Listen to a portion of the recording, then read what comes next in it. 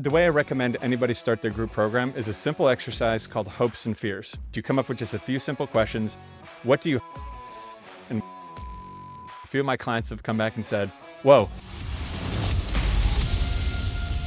Hey guys, welcome back to another episode of The Real Coach Show. I am so pumped to have Jake Wysocki here with me today because we are about to unveil the secrets to designing your group coaching program. This is something that nobody talks about, which I'm frankly surprised about, because when I did this for my group coaching program, it was like a miserable slog. And then I changed it a bunch of times. And then after people had run through it, I changed it more. And I'm really excited to just figure out how do I do this from the start really, really well. So guys, Jake is on here today. Quick intro. He's a former design thinking strategist who trained hundreds of people in corporate workshops, which is basically like coaching, group coaching, but corporate. So he's just launched his coaching business, which we'll talk about in a second here, but he has a ton of experience doing this. He's a professional at doing this. And now he's helping coaches create world-class group coaching programs themselves with a done with you format. So Jake, my man, thank you so much for being here. I'm going to start with the usual question, then I'll let you talk because, I'm supposed to do that apparently.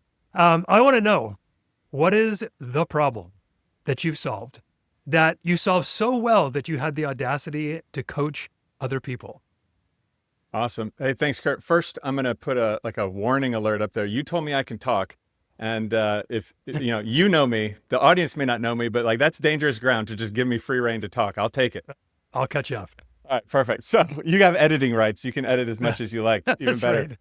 All right. So to answer your question, my favorite way to answer this is helping people have fun, and especially in the corporate setting. If anyone listening, I don't know if you were in corporate actually, Kurt, but anyone in corporate knows fun is talked about, but nobody actually embraces it. They're like, why do you have so many emojis in your presentation? Stupid stuff like that, all the way down to no, we need to get serious. We can't do this fluffy stuff. And I think when you're having fun, you're doing better work. And that then translates into group programs. People don't want to go into a group program that's just super intense. I mean, maybe some people do, but most people actually want to enjoy what they're doing. That's why many of us maybe quit their jobs or started a leap on their own to go do their own thing. You might as well enjoy it. And so that's kind of the superpower, if you will, that I bring, is how can we actually have fun? And there's more to it than that, but that's kind of the highlight that I like to emphasize is fun. If we're not having fun, what are we doing anyway in the first place? Okay, so you learned how to have fun in corporate. Yeah. What does it look like bringing that into a private setting as a coach? Because presumably you're not working with corporate clients anymore, or are you? Not typically. There's a little bit where the people I help might be helping corporate. So maybe by extension, but not directly with corporations right now. No. Okay, so can you talk then about a little bit of that transition? You're this dude in this big company, you're helping people, you're having fun, you're an expert thinker, facilitator, workshop trainer, all these things. And then you just step out on your own. How did you know that this was the problem to solve? Or did you? So I didn't. Let me explain a little. I'll drop a few threads and it should make sense, but if it's not, you can help me tie it together. The editing room, that'll come in handy. There we go. So the main thing for me is being human-centered. So design thinking, for those of you who aren't familiar, design thinking, the way I describe it, is it's a capital D designer, someone who went to school for design and does design work every day for their job. They have a certain mindset and toolkit that they use to solve problems for their clients or, whatever they're doing. And it's taking that mindset and toolkit and applying it to often not traditional designer work and often by non-traditional designers. I'm an engineer by schooling. I have an engineering degree, whatever is the best way to say that. I have an engineering degree. And I'm not a designer, but I learned how to do design thinking. And the mindset is human-centered. And just to show a prop here, it doesn't matter if you're listening, it's not that important, but sticky note is the quintessential design thinking toolkit piece. And it's structured exercises to help you think through things. So here's where this ties into your question. My wife and I have been doing our own workshops using design thinking to figure out what we want to do with our life. What do we want our life to look like? What's the purpose of our life? What will make us happy? What will allow us to have fun? All these sorts of things. And it wasn't actually in one of those sessions, but it was related to this work that we do, where we've been talking on and off about, I'm going to do my own thing at some point with no specifics, just kind of vague at some point. And it was always a few years. A few years go by. When are you going to do that? Oh, a few years. So one day I was sitting on the couch. My wife also works from home. And she said, when are you going to do that? And I said, I don't know. In a few years, of course. And she pushed me. She said, well, why not now? And I had some excuses. They didn't really hold water. And ultimately, the answer was, why not now? And so basically, I decided, let me try this new thing. Even though I loved what I did, I truly loved what I did. I miss my team. In fact, I have some calls with them coming up soon. I'm still in touch with them years later. And I decided, let me just try this new adventure. Let me try something new and see how it works.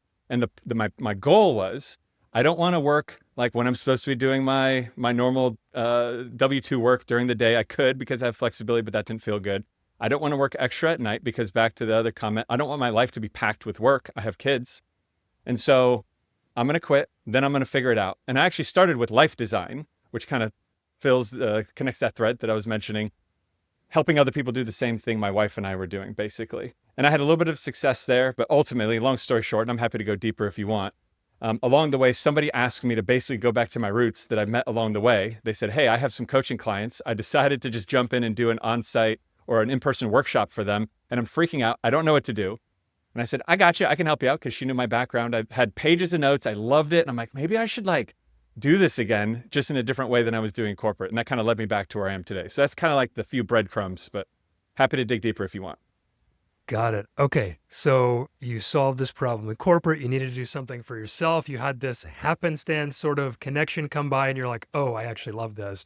Was that the thing that launched into what you're doing now, or were there other steps along the way? That was like the first straw, if you will. The second straw, and I'll drop this here and maybe we'll come back and pick it up, but one of who became my client, I saw his testimonial on an accelerator program's testimonial board that I joined. And he was helping people build communities, basically. And that kind of got me thinking, oh, this idea that's been kind of sitting in the back of my head about workshop design, because I was in a few programs at that point. I started thinking, oh, maybe there is a way I could get back into this. So the first aha was helping the woman plan her experiences for her clients. And then seeing that, oh, other people are doing kind of adjacent things.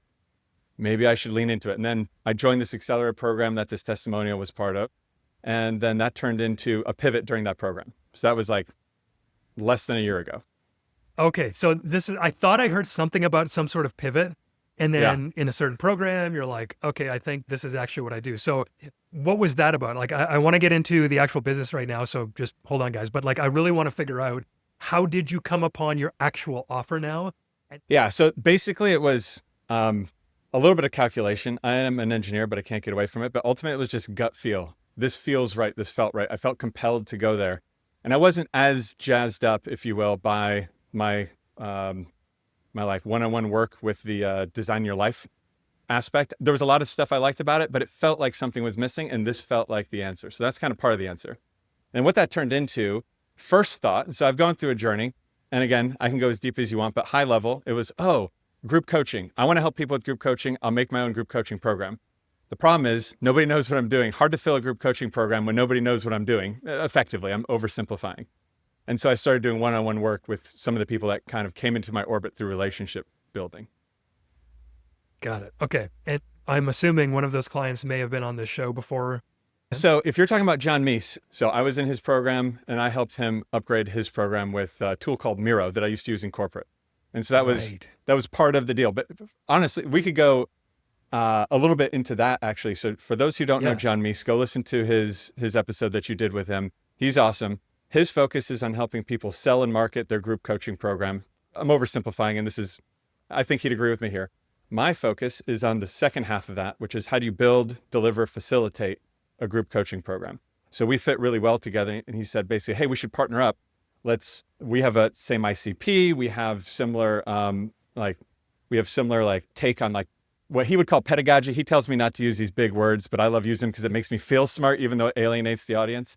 And often I probably misuse them anyway, but you can check me later. But anyway, we have similar approaches. We get along well. He's like, hey, you should join my program. And then things kind of evolved from there. So that's kind of how I got to more or less where I am today. But so I started with group coaching program in my mind. And then along the way, and we can talk about my lead generation strategy, but effectively it is relationship building. That is currently what I'm building my business off of, is pure relationship building. So I meet people in some of these communities. The other big place is going to events like Craft and Commerce, which I could probably talk an hour or more about that. Happy to talk as much as you'd like. I don't know if you've ever been there, but Craft and Commerce is, Yeah, Crafting Commerce is Kit's, like the email marketing software, but now they're kind of doing more things. But the creator conference that they put on is amazing. I met so many people there. And those relationships have started to snowball into like the network that now is like supporting me. Like I did a workshop in the Next Level Coach Summit that both of us were on recently. And all these other things are coming out of the woodwork just through relationship building. So I'm happy to go deeper on that as well, but I'll pause there because I'm trying not to just take up all the air here. No, it's amazing. Thank you for sharing that. I wanted to get to the point where like we're here today, but there was struggle and there was uncertainty and like, oh, you don't just get it right away is more or less what I wanted you to explain through your story. And I have it all figured out now, though. It's all figured out now, by the way. Yeah. Just in case that wasn't clear, you have to struggle and then you become perfect. And then it's like, obviously. Yes. But I love what you're saying because this is accidentally what happened to me too. When a couple months ago was like, okay, I'm done drifting from this last 2 years of just insanity. I got to focus on my business. I was like, well, what is the number one thing that I'm missing that I used to have, which is a growing network? When I was on Instagram, life was easy, it seemed like, because I just knew people and I could talk to them and they could reach out to me and they randomly asked me to be on things. They send me clients. Like, that's the thing. And as I was atrophying in my network, I was like, oh, this is the thing I'm missing. So I met John in a mastermind and I joined Sold a Coach Club. And like, I'm not even coaching right now, but I was like, I think you can help me get the clarity that I need. And then through Miro, which is your idea, so thank you so much. We've done a lot of work through that to get clarity. And the thing that's better than that, though, is the people that I've met. Like most of the people on this podcast, like I've had so many calls with so many people that have then led me down rabbit holes that would not have been possible if I didn't pay some money to put myself around good people who are in my industry. And so as like a hack, that is one of my favorite things. And I then ended up doing the same thing twice more the next month by joining other creators, especially on LinkedIn. And then I've got another one that I'm hoping to join, within the next quarter for the exact same reason. And so this as a strategy, it seems like, I don't know, speaking of those big words, like, is it ethereal? Is it like whatever the word is? It's not, it doesn't seem like, oh, you do step 1, step 2, step 3, but it is just how business works. And I almost hate that because I just want it to be like ad, landing page, pay me money. But it's this, man. So has there been anything along the relationship journey that you've learned that's taken it from like okay to super successful? Have you always been good at relationships? What's been your sort of secret to make the most of when you are in rooms like this? Yeah. So let me talk about, I got so many ideas. Let me actually I want to highlight a few things you said really briefly that resonated with me. And then I'll answer your question. Drift. You mentioned drift. That is exactly how I describe the opposite of being intentional. So my company's name is Intention Craft. That's like a huge part of what I've been about for many years, this word of intention. And the opposite is drift. So I love that you mentioned drift because that is the opposite of being intentional, in my opinion. And that applies to everything, your life, what we're doing with the group program, what we're doing on this podcast call, what you're doing when you're in a relationship call, just like a connect call or whatever. The other thing I wanted to highlight that I didn't think about before is this paid aspect of the communities I'm part of. Crafting Commerce costs money to go to. John's program costs money. Dustin Riekman's program costs money. But those are some of the best relationship I've had. And then they've kind of snowballed into more. So what I've done, like at Crafting Commerce, here's a few tips that I have for anybody going to a conference. Sit in the front row, in the very front row. What I love about sitting in the front row is people start to recognize you and remember who you are. And it makes it easier to, one, be connected with what's happening like on stage so you have things to talk about. And two, to connect with those people or just people around you. There's something else about sitting in the front of the room, being engaged. But honestly, the second part here is it's not really even about when you go to an event like that. My mindset is, yeah, these things are cool. And that's a way I can start to meet people and start to engage. Like the people in the front row are like a different kind of person, frankly, and usually talk to them a little bit too. But I'm there to connect with people. The other piece here is just talking to people. So I think it was Pat Flynn who I heard this from, who was also at Crafting Commerce. He said, don't wait more than like 3 seconds before you go up and talk to somebody. Otherwise, especially if it's somebody that you're a little nervous to talk to, or if you don't even know who they are, you're just like a little nervous to like put yourself out there, just go and talk. And actually, this is another thing from the ultra speaking guys. Might have said ultra learning before, but ultra speaking, just in case I didn't, is your brain is like a supercomputer with filling in the blanks. Like I don't have a script. I'm not reading from a script. but these words are just like appearing to me. And the same happens when you talk to people. So if you consider yourself an introvert, which I kind of do, it kind of depends on the context. The biggest thing I can recommend is just go talk to, like literally, it's as simple as go talk to people and you'll be amazed at where it takes you. The theme, if I can button it up, is put yourself out there. Sitting in the front row, putting myself out there, being like visible in the front row, going and talking to people, introducing yourself to people, even if they're in a conversation, that's always hard to break into. Just go and say, hey, can I join? And just start talking. I love that. And I have done that with all of the group programs I've ever been in. Like, I'm the keener. Like, I'm the one asking questions because I paid for this. And I'm not going to be like weird, like, oh, I don't want to be the one asking questions. Like, bro, I'm here for a very specific result. Let me do the talking. And most people will let you do the talking because they don't want to talk.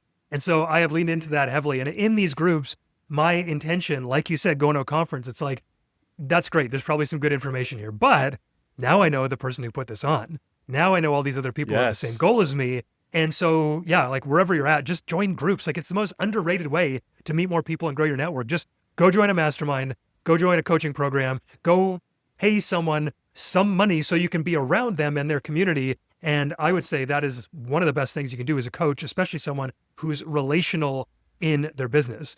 And again, you can't necessarily scale these things, which is the super sexy thing these days. You can't AI these things. Thank God. You just have to be a person and like allow there to be messiness in the process. And I think that's what kept me from it for so long. So again, I know that I would like to continue on to the stuff, particularly the group program design, but I would really like to get maybe a snapshot of where your business is at right now. Like what would you say your concise offer is? Roughly, what's the price point? And then I want to talk a little about leads, sales, and delivery, but I think there's a couple stories in there too, which should be fun. So give us a quick overview of where you're at right now. And then we'll move into some specifics. Yeah. So my offer right now is just done with you / for you. Kind of depends on what level you want. I can share, I have a framework I use to kind of parse this out. Would you like me to go through that now? It might make sense for the offer. Does that make sense? So it's called 10, 50, 99. And I learned this from my design work. And this is, you can equate it to levels of doneness. So for a group program, that's let's say whatever, 8 sessions, doesn't really matter, but multiple sessions. It would be 10% is kind of the high level plan. What's the overall structure? What are you trying to accomplish and why? And then like, what are the topics that you plan to cover in each session? Nothing else. Side note, pro tip, that's all you need to sell. In fact, please don't build anything more than that before you try to sell a group program. That's a pro tip. I see it all the time and then nobody's interested because you got it wrong and you wasted all this time. Wasted is maybe a little strong, but let's keep it simple. You wasted all your time and that's all you need to start. Then once you're ready to launch your program, and I'll explain how this fits in with my offer in a second.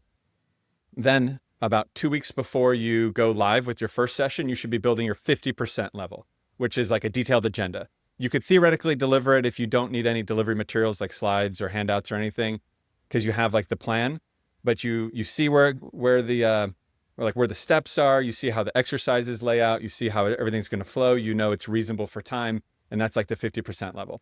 And then the final level is 99. And I use 99 specifically, partly because that's what the original model I adapted this from was, but also because you're never going to be perfect, nor do you want to be. There's always something else you can do. And you're not trying to do everything. You're just trying to do as much as you feel comfortable delivering with. And that's like buttoning up the materials, practicing it and tweaking your outline or your agenda rather. Maybe you have handouts, maybe you have a Miro board you need to build, whatever, but that's the 99%. So usually what I'm doing is I'm helping people at the 50%, sometimes the 99%. And I base my pricing on how many hours of delivery. And right now it's pretty low, $250 per hour for delivered content. So if you have an hour and a half workshop that you want, that would be, well, I can't do that math really quick in my head, like $375 or something like that. Right. But if you have a 12-week program with 90-minute sessions, that would be closer to like $5,000 or something like that. And then I'm handing you basically all you need except for the final touches, your own personal spin or your branding or your own design. And then I give you enough that you don't have a ton of work to do. You just might need to put together the slides and put together the workshop or the worksheet, but you already know what's in there. Does that make sense? Yes. Okay. So you take my rough outline idea and then give me like a skeleton essentially that I can then maybe, put some makeup on at the very end. Yeah, sort of. And I would call it more than a skeleton because what I'm giving you is like this document that has like, here's like the facilitation notes. So how I do this, if you'd like to know, is I use AI as like a conversation partner, and I will talk at my AI project in Claude that I built, and I'd say, okay, here's what I want to do now. I want to design the opening session of XYZ client's profile. We would start with hopes and fears. Then we do this exercise that's based on their context, like get them to understand what community profiles there are and how they fit in, and then close it with key takeaways. Okay, let's go through it again, and I'll add details, and then it'll basically document it for me. But it will be like beat by beat, all the things that I recommend. And I'm almost like walking through it as if I were doing it myself. So it's even more than a skeleton, but for lack of a better word, we can call it a skeleton, but like you have everything you need. You just might need to make some more materials to actually deliver it if you want slides and stuff, unless I'm doing that for you. Okay. So there's multiple layers then. So you could do the whole thing. Yeah. Okay. That seems very relieving as someone who has been through this as a coach, going like, oh my, like I know what I want and I got all my stuff out there, but I'm going to like, I sat down for freaking hours to write and to script and to shoot my videos. And because I was doing some back end like course stuff as well. So like I had just like maybe months worth of slogging to get to what you're talking about, where it's like, I would have loved to be like, here's my podcast, here's my ideas, here's my website, here's my social, like take all of this. And can you just like do the thing that I want?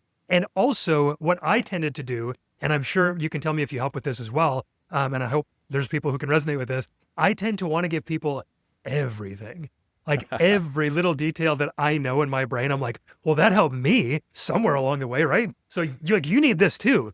And so I take like an 8-week course and turn it into like an 8-year course.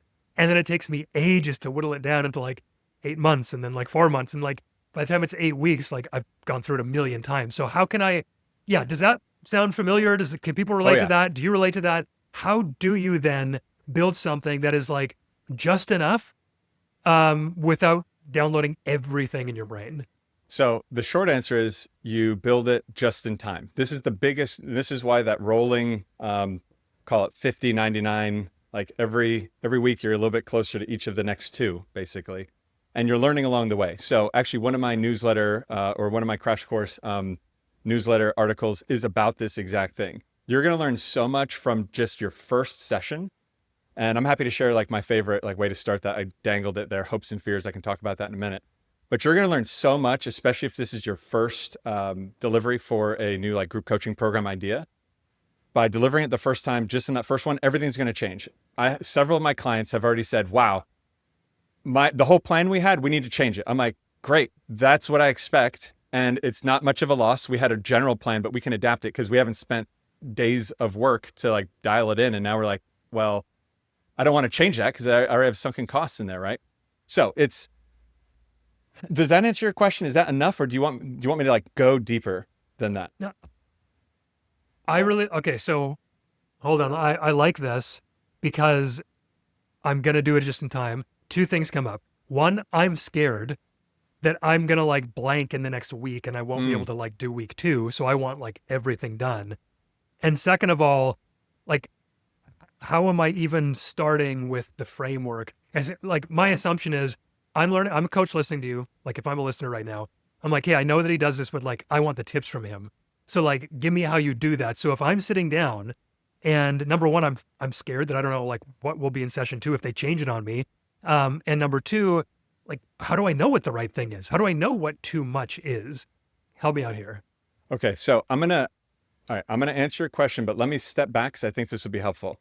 Where I start my engagements is on 2 main avenues of digging, if you will. I do a discovery call. And what I'm trying to find out is what is like the content that you need and what do you want the program to feel like? And so I have an exercise that I walk through that's called the identity, like define your program's identity. And that's like, is this a fast-paced program? Is this a relaxed program? Is this a premium? Is this like an affordable program? There's a bunch more there, but it's things like that. And we go through, we synthesize it into the top 3 words that describe your program. And this acts as the North Star for how this program feels. So that's one piece. The second piece is the objectives, or rather the outcomes. I kind of use them interchangeably, but I like outcomes better. Let's go with that. The outcomes of your program, both from a client perspective and if you were my client, a Kurt perspective for his business. And those 2 things are in tension, right? So maybe your business goals are, I need to make a ton of money and I want to put as many people through here as possible. And if you just listen to that side, like the the devil on your shoulder or whatever. That's not just a devil, but the guy on your shoulder. You may just make it a really fast program that's not actually stopping to see if people actually are getting what they need and what they came for, and you're just cranking through people, and then eventually nobody wants to join it because it has really bad rep. On the other side, if it's like, oh, well, I'm going to make my clients so successful at podcasting or whatever that like I'm just going to do everything for them. It's going to be super bespoke. I'm giving them tons of time. Then like your margins are terrible and you can't actually sustain this. So those two with like an A and B on the outcome side combine into helping be the North Star. So that's critical. That doesn't generally change. It might tweak a little bit. It might change just a little bit, but that stays pretty consistent. And then all you have to decide is what content. So this gets back to your question. What content goes in? And the first answer is as little as possible. And I don't know. I didn't actually listen to John's interview with you, so he might have said this, but he talks about a client-led close for sales calls, where you're giving them like, do you want to join my program? And that's it, right? I take kind of a similar approach to content. You're giving them some things that you know are useful, and then giving space for questions, for seeing where people feel like they're stuck, and then you're filling in the blanks. And then what that does, then the next time around, the next program, you can iterate, bake some of those insights in, make it a little bit closer to what most people want most of the time. But I'll tell you, every single time a program's run, it's probably going to change a little bit, or the people in there are going to need a little bit different things. So you're not looking to be perfect. You're never going to be perfect, but you're going to get closer to, okay, this is hitting 90% of what most people need most of the time. But you start with give them a taste and then see what questions come up. And the final thing I'll say is this is why I love Q&A calls. And some people like doing Q&A calls, some people don't, but it acts as like, especially for your first cohort delivery, it gives you kind of this like room to expand. So what most programs do is they take all their time for delivering information and they don't actually stop to like listen or take stuff in. Even with my coaching, frankly, I'm like, no, that's too much. And like, I talk too much. You told me and I didn't listen. That's okay. You have a Q&A call. Now you can hear what those other questions are. And then you can decide what you need to design. So maybe the next session was supposed to be going further, but you realize, oh, we missed some fundamental pieces that I thought were obvious. Here's the problem that most coaches have. And I was talking to somebody about this recently too. The things that I find my clients are like, whoa, you're blowing my mind. I'm like, really? I mean, I feel like that's super simple and basic, but I guess that's valuable. Maybe I should not forget to tell people that. And that's like maybe all you need. So a lot of those things I forget, even me, I forget. And then people are asking questions. Okay, let's go back to basics and dig into that. So I dropped a lot of stuff. Does that answer your question? Yes. And it highlights to me that the mindset that I had, and I know a lot of other people, maybe I'm more to one side than some people because of, I've just noticed certain things about myself. But my identity as a coach was less about a guide working through, but like, guys, I've already got the path, just come with me. And because of that, there was more rigidity in what I wanted to talk about and less like, yeah, let's sit on this for a minute. Let's really figure this out. And if I don't know, then like, we'll work it out together. But whatever, my particular brand of coaching and personality is, I was just like, I got the thing, do the thing, get the result, like stop asking questions. And that's, yes. I shouldn't say stop asking questions because we did have like weekly Q&As were my favorite because I love riffing. Like on a podcast, if I get to be a guest on the podcast, it is my favorite because I'll just riff. And I love doing that. Same on Q&A. But for me, and maybe other people listening, there's this sense of you're the expert, right? And I think people put themselves in that, in the main character seat, which I know is, if you go through, what is it, StoryBrand? StoryBrand, yeah. Other things like you want to be the guide. You don't want to be the hero. Yes. But I definitely put myself in the hero thing because I thought I needed to earn the trust and the authority that knowing everything brought. Have you seen that in other clients and how, maybe there's nothing else to say here because it's just like a reflection point for people with where they're at in their journey. But yeah, anything come up with that? Yeah, so that makes me think about like this, going back to the theme of design thinking and human-centered design. I'm always thinking about what does the client actually need? Not what do I think they need, but what do they actually need? So the biggest skill there is actually listening and being okay to just change your plans if you need to. So that's what, I'm going to go off on brief tangent. My wife and I love planning our wider family's vacations because we have, we feel like we are very thoughtful about, here's what we're trying to do. Here's what the overall goal is. Here's how we can design it beautifully. And we recognize, and I think a lot of people don't think of it this way, that plans doesn't mean you have to do something. It just gives you like a baseline to start from. And so the agenda that you have and all the delivery materials that you have, if they don't work, throw it out. We used to do, it's really easy in in-person events. It's like, you know what? We're not going to do that. We're going to make our own. Here, get the sticky notes and just do this thing. And you can adapt on the fly. Online can work like that too. You need a little bit more wherewithal to do that sometimes because you don't have a slide ready and it's hard to just make something and show them. But honestly, the clients, if you care about them, they will let you do way more than you think that's like unprofessional. I don't care about being professional. I care about being effective. And often, and this is another thing about being perfect, and these are just like a bunch of random thoughts sparking in my brain. So I'm just going to throw them out there because something might land for somebody in the right way. You do not need to be perfect. In fact, please don't be perfect. Don't worry about being perfect, because if you're trying to be perfect and if you're like super dialed in with your delivery, it makes it feel, if you're on the other side, often that, oh, I need to be perfect if I'm going to ask a question or try something or do something myself. It gives people permission to be imperfect within your experience walls, if you will. So perfect is not the goal, never is the goal. In fact, it can actually hurt your engagement with your clients. So there's a bunch of random things that you didn't ask me about, but no, it's very important, because part of this for me is like, yeah, we're going to talk about tactics and yeah, we're going to talk about the coaching business, but that's like not the hard part in my experience. Yeah, we want to talk about leads, and you and I both probably have the same problem with like, I love just talking to people, but then turning those people into like leads and sales kind of doesn't feel this, as good as I want it to, but I still need them. So what do I do? Anyway, that's all important stuff. But for coaches, and especially in like a kind of a new-ish, still kind of, I'll say sexy industry, because people are talking about it in the sort of make money online space where it's like, oh, you just coach people and, make tens of thousands of dollars teaching what you already know. It's so easy. People don't realize that there's this whole mental game behind it, where especially if you're presenting what you know as the product, like you can really easily become the product yourself and get into all these weird mental games like I did and end up losing yourself like I did. And so I love talking about this kind of stuff, because people just think like, oh, if I'm not making $1 million as a coach, then like I'm a loser. And like, no, dude, there's so many other parts to it. It's like a hard business, like anything else. There's mental game. There's this idea of like, I got to be perfect, like I just said, and like you just confirmed. There's all of this. So on a meta level, I'm really glad we're talking about this. So yeah, let me throw it back to you, but I want to make sure we're then going from, okay, here's the first couple of questions that I asked for developing my group coaching program. And then going deeper. So any feedback or thoughts on what I just said? And then I want to keep going on this track to build a coaching program. Now, I think we've hit those topics pretty well. If they come up later, we can hit on them. And I think I've said what I need to say there. If I go deeper, it'll take us down too many rabbit holes. So let's keep moving. Fair. Okay. So you said 10, 50, 99. Mm-hmm. I want to see how my program, I want to know how my program feels. I probably want to know what the objectives are.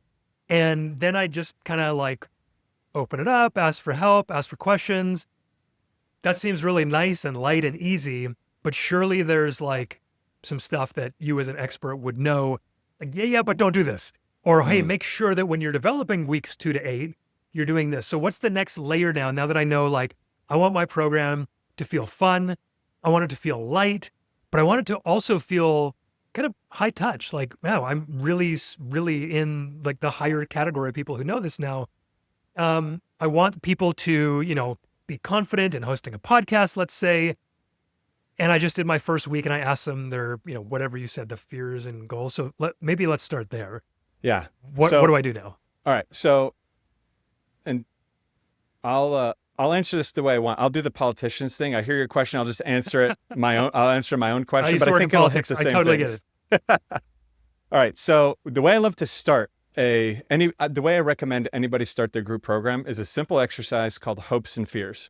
And foreshadowing to my my crash course pitch later, I actually have a video that walks you through this and gives you a template for how to do this. But the high level is you're effectively just asking people what their hopes and fears are related to whatever it is that you're trying to help them solve. So Kurt, if you're helping people like launch a podcast that displays their expertise or whatever your promise is, it would be something like, all right, I want everybody to document, take 5 minutes or less, and it could be done on a worksheet. It could be done on a Miro board, online whiteboard. It could be done on their own paper. It doesn't really matter. The format doesn't matter. But you come up with just a few simple questions. What do you hope will happen with your new podcast, or, again, whatever the framing is, and what are you afraid of, or what do you fear will happen? And this just brings out, so again, I was talking to somebody recently about this also. Nobody pays for mindset, but every program has some element of mindset baked in explicitly or implicitly. This is starting to get at that. We all have these mindsets that are holding us back. If it was just the knowledge that you have in your head, Kurt, they don't need you. They don't need you. But that's not what they're paying for. Or rather, that is what they think they're paying for, but that's not actually what you're giving them and what they need help with. It's the mindset. So I like to start with just helping pull out of your own head, like what might be getting in the way and what do they want? And usually what will happen is now you have more direct insight to some of these like key ICP profile type questions. Well, I guess that's like grilled asada steak or whatever, which is like saying the same thing twice in different ways. ICP profile.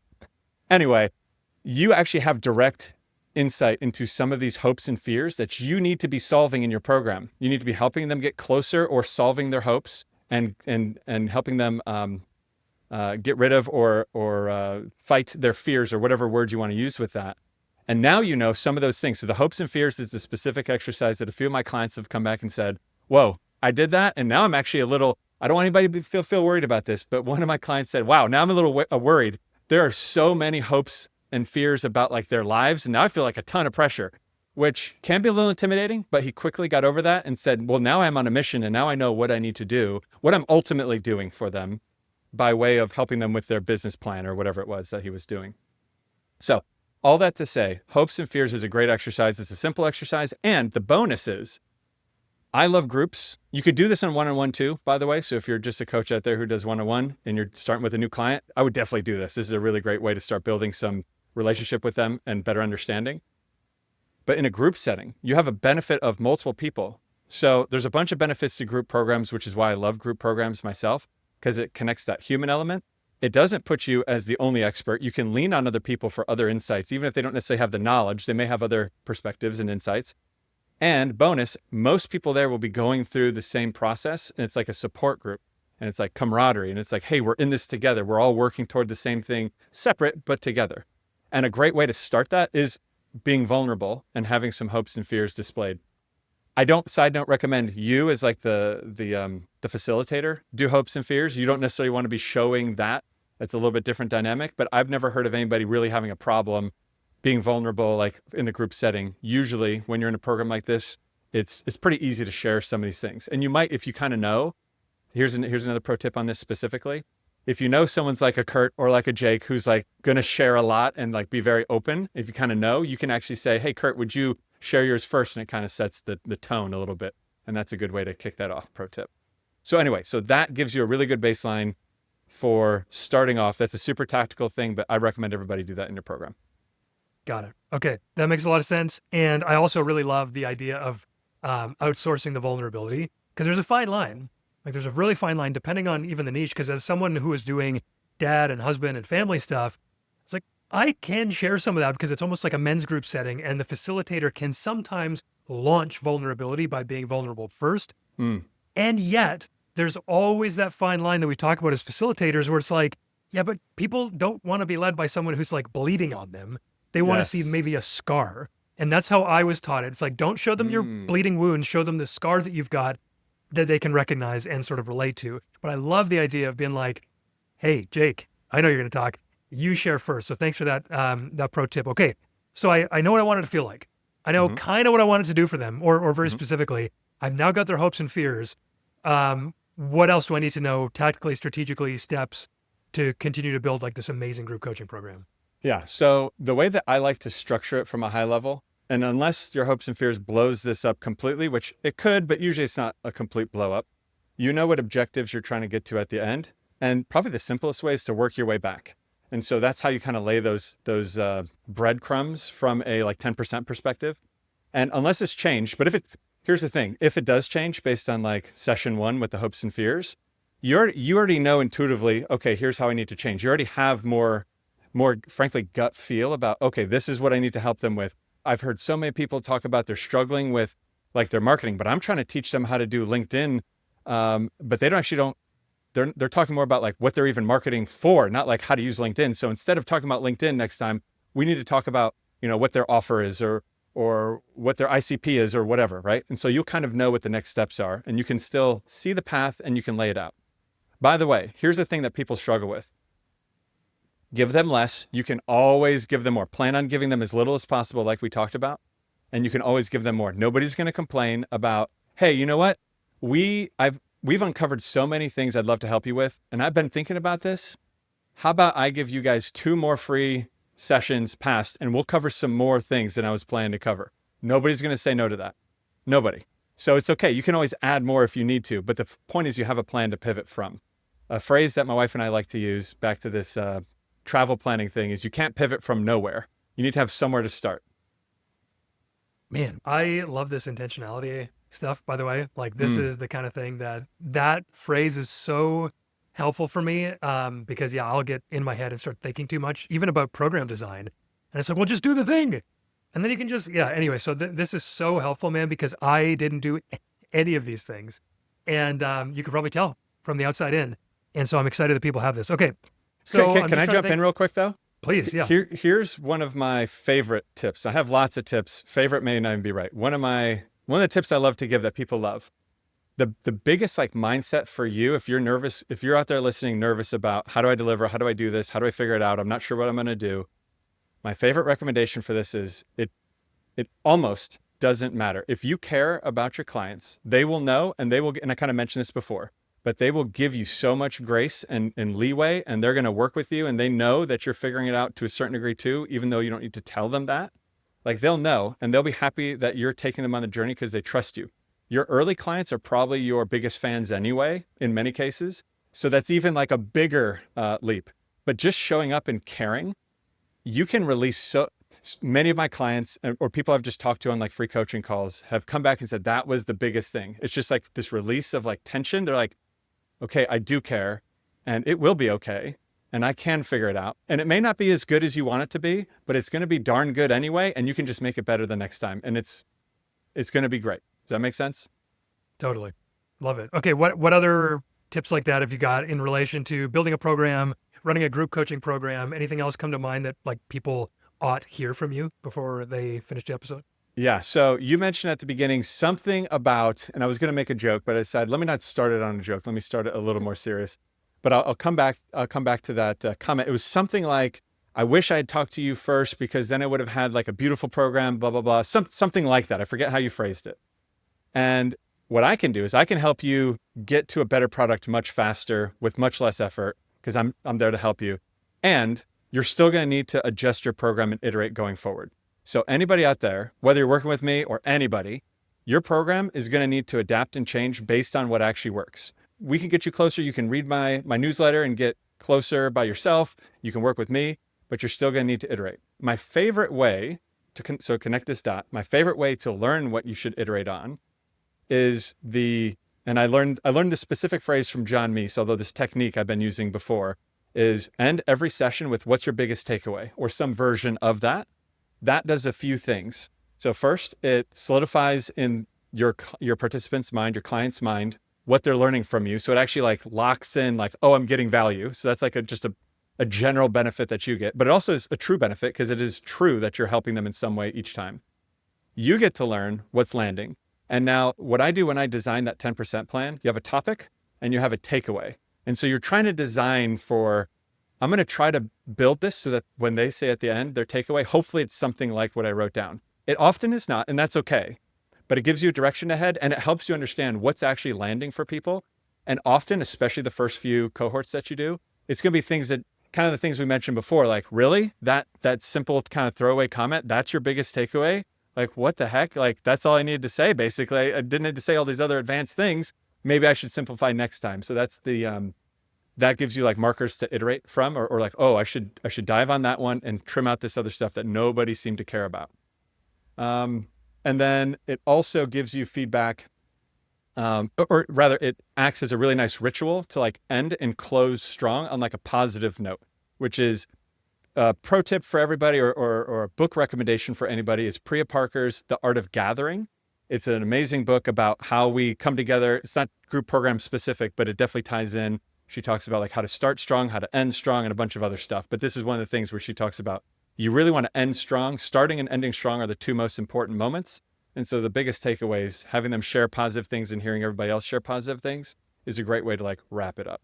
So that's probably like my biggest thing is just like, again, a mindset thing for your approach to group programs is this isn't done. I'm going to iterate on it. At some point, you're not going to be making drastic changes most of the time unless you want to like evolve your program for some reason, but you will be probably making tweaks as you go. And I could go deeper on that. I'll just share one more that comes to mind immediately. You mentioned, and maybe this is a little bit different situation, but you're like, I was recording videos. Like, why are you recording videos? Stop recording videos. Here's my tip. Unless you have them already, do everything live the first time. And that might mean you're teaching a little more than I would generally recommend for like a steady state of your program, but do it live because again, it's the same thing. If you're going to record this, you might be wasting your breath on things that don't matter, but you don't get that feedback in the same way because you're not doing it live. So if you do it live, you can feel what resonates. You can see what questions people have. You can make it better. And then you can use that recording for your next cohort. And that's good enough. And then I do recommend at some point recording those specifically because it's a better experience to be not like a live call, but for the person listening asynchronously. That's like the 3-step that I do for asynchronous content. Do it all live the first time, then use the recording and then record it specific for that. So that's a really nice way to improve it a little bit over time. Great tips. Can we end this strong on a how you doubled your price story? Oh, Speaking of ending strong. Yeah. Okay. So this is one of my favorite stories, and this highlights why I love relationship building. So Jordan, the community guy or the circle guy, long story short, he was, I don't remember if I mentioned this, but he was one of the Yeah, I did. He was one of the inspirations for my pivot. So at some point I was talking to somebody about this story. They said, you should reach out to him. I'm like, oh yeah, duh. I haven't talked to him at all. And so I connected with him. We got to talking about Miro. He said, yeah, send me some stuff. Like show me how that might look. I said, I'll put together a demo for you. He sent me some of his videos from his cohort 1 recording. I basically did an audit, sent him some stuff. Didn't hear anything from him. I'm like, what the heck? What did I do? I thought we had like a great first call. We had a great first date. Like, what is this, right? Because like talking to clients or potential clients feels very much like dating. I'm like, what did I do wrong? Turns out, long story long, he had someone leave his team, so he got really busy. But then a few months later, I kind of put it on the back burner. He came back to me and said, dude, I just watched your Loom video. It was amazing. I need to know more. Let's talk. So we talked. Eventually, there was a lot of those, hey, wow, that's amazing. I'm like, that thing? Wow, okay, great. Like I'm making all these notes. And eventually got to, how do we work together? And I told him my price. I said, $2,000. And I was kind of anchored in group coaching starting price. And he looked at me and he paused. And I go, too low, right? Because I had just had a conversation like the week before, and someone said, that's a very generous offer. Let me get back to you. I'm like, maybe I'm too low. So I said, too low, right? And he goes, hold on. Like he literally made like the rewind sound. And he goes, how much? And I go, 4,000. He goes, can we do that over 2 payments? I'm like, yeah, let's do that. And so, yeah, that's basically how it happened. And why I love this story isn't so much, like I'm stupid because I didn't know how to price my offer, or he's a saint, which he's not a saint, but like that just goes to show like the kind of people that I meet when I meet people through relationship building are the kind of people who would do this. And they see someone, they're like, I know you're at the relative beginning of your journey and you're clearly undervaluing yourself, and I'm in the position to help you. Let me help you out a little bit. And that's going to pay dividends. So now I'm talking about Jordan Godby's program and his like who he is as a person. It's like free advertising in a way. But also it's just, this is why I love relationship building, because it's like, this is also the kind of people that I want to surround myself because I want to be more like this. So I can't wait to pay this forward at some point. And then just to put like a nice like cap on this story, he just re-upped for some more work this week. Like yesterday, we just finalized and now we're doing more work together. So it's just like, I don't know. It feels good to meet people like this, to work with people I enjoy working with, and to show that I'm actually adding value because they wanted to work with me again. So it's like my dream come true. There you go. Man, that's so incredible to have people like that. And that is one of the things that, this is maybe the last part because we're up for time, but I really struggled over the last maybe month as I'm going like, who do I want to serve? I was a coach. I know coaches. The people that I like the most are coaches. But my head was like, yeah, but there's less money in that than there is in B2B because they're usually scrappy. There's only a few types of coaches who like don't want to do everything themselves. Is anybody like above $350,000 a year? All this kind of stuff that my ideal client would be. And so I was like, I'm having conversations with B2B salespeople now. And I'm like, one of them said to me the other day, he's like, well, I think we should go for mid-market companies. And I was like, what's a mid-market company? Like, I was so ignorant to the whole world. And yet, like, I still thought I needed to go that way. And it was very recently, like a couple days ago, again, because of the goodness of people's hearts, my post on LinkedIn, people were like, oh, let me talk to you. And it was like, well, who do you want to work with? And I was like, well, here would be my ideal, but like, I probably can't. And a couple of people were like, dude, there's so many of those people. I was like, really? He's like, yes, like those are like all of my clients. And I've, got X amount of followers and all that kind of stuff. And I was like, no way. And so anyway, I have recently been convinced that there are enough people who I want to work with. And I have to assume, unless you're really weird, that that's true across the board. So I'm really thankful that you shared that, because that is the feeling that I want in business that I often intellectually try to psych myself out of, because it's like, oh, I shouldn't be leading with how I want to feel. I should just do the hard work. So anyway, that's my sort of last comment. And I love that story, man, because it's just like, it's a hard story. It's like, it's not about the numbers. It's like, this is about humans, like you said, which Yes. kind of like this whole conversation. So thank you for sharing that. Yeah. I'll tie that back. Just one thread. That's, for me, that's fun. Like, that's fun in winning. That's like fun all the way around. So that comes back to the very first thing I mentioned, is fun. That was a fun conversation. It's fun sharing it. And fun, man. It's all about fun. Dude. So if people want to have more fun and have a better group coaching experience and not do what I did and spend months wasting their time making something that's going to have to change anyway, where can they learn more from you?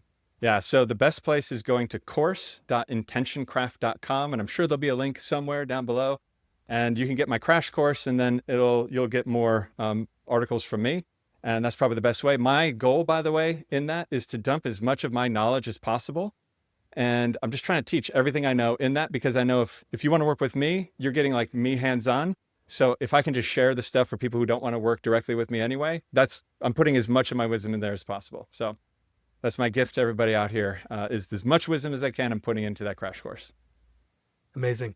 Jake, thank you for being here with us and sharing all of that. This is super interesting to me, and I didn't even know someone was dealing with this problem. And now I'm really glad that there is, because I know a lot of people struggle with it like me. So Jake, thank you for being here. Guys, we'll see you next week for another episode of The Real Coach Show. Peace. Thanks, Kurt.